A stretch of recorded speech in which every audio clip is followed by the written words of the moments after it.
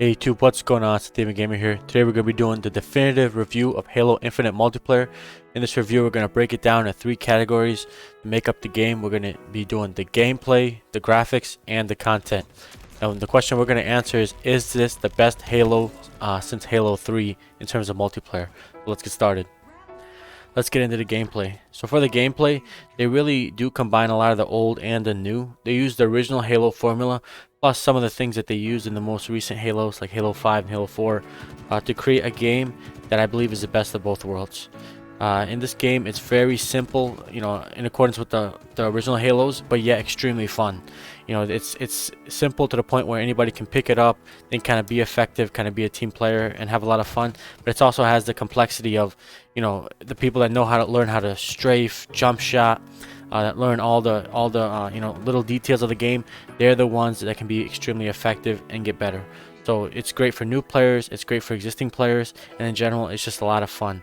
Also, they have a ranked mode that allows you to even more customize your experience. So for example, in the ranked mode, you can do either all controller, you can do all mouse and keyboard, right? You can disable crossplay if you want. It really allows you more customization in that gameplay.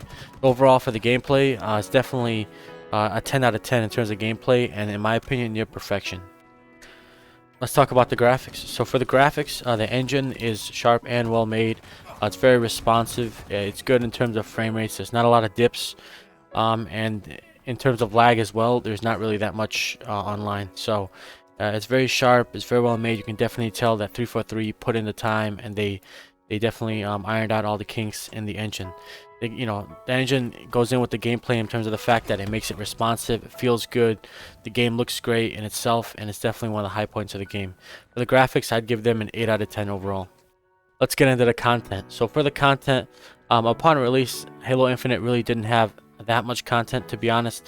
They were missing a ton of playlists, and there was no Forge mode also released with Halo Infinite. So content was kind of limited in terms of multiplayer. This, I believe, was mainly due to the free-to-play model. Again, in free-to-play, they need to kind of drip out the content to kind of give the game longevity. And that's exactly what they did here. Players were really so upset in the beginning that there was no Slayer or free-for-all playlist that the devs actually had to add it in, you know, within a month of release. So, you know, those were kind of missteps in terms of content. Now, granted, they did release, you know, a decent amount of maps, and you know, of course, in terms of the new weapons and things like that, those were really nice. So it's not like they didn't release any new content, but it just felt very limited in terms of the playlists and then the modes that you had available to yourself. So for content, I really believe that the free-to-play model kind of held it back. They really should have just released a full game's worth of content and then added, you know, more content down the line, as opposed to kind of holding some of those playlists back. And even now, again, we're gonna have to wait until 2022 for the Forge mode, and there's still, I would say, maybe a subpar selection of maps for a game that's free to play. You're gonna need more maps to hold people over. You know, there's not as much variety as some players would like in terms of content. But again, on the flip side, there are a lot of new weapons. You know, there's a lot of good skins for the players. But for the free to play players, there's some decent skins. One thing I will say about that as well is that if you are just a free player, right? Although you're getting Halo as a bargain, you're not really going to be unlocking much. Because a lot of that is just reserved for the paid players, right? So with that free-to-play model comes a downside that, you know, for the best skins and the best looking gear, you're really going to be, you know, you're really going to have to be a paid player to get a hold of that. That being said, to get a game like this completely for free is a steal, right? So just because it is free to play, you still have access to obviously all the same weapons, you know, the same actual the same actual you know, equipment, things like that. The only difference again is just like the cosmetics and stuff like that. So I think that's the right way to do a free-to-play model if you're gonna have to do one. And that's really what I have for content. For content, I'd probably give this a 6 out of 10. All right, so in conclusion, this Halo Infinite, I'm pretty fond of this game, and I really do like how they kind of approached the creation of Halo Infinite.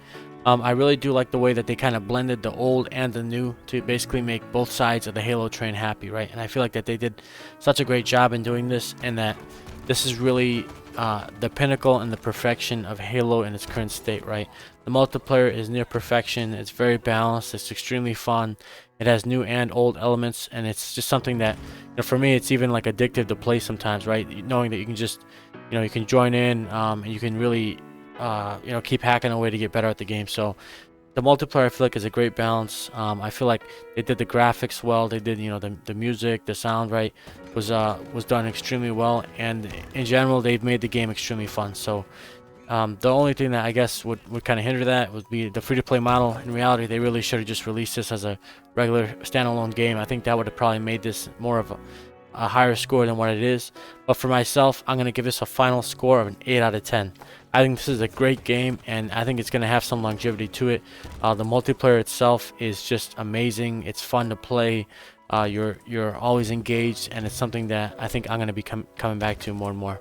So thanks for watching, guys. This has been a Theban Gamer review. Make sure to like, comment, subscribe, and I'll talk to you next one.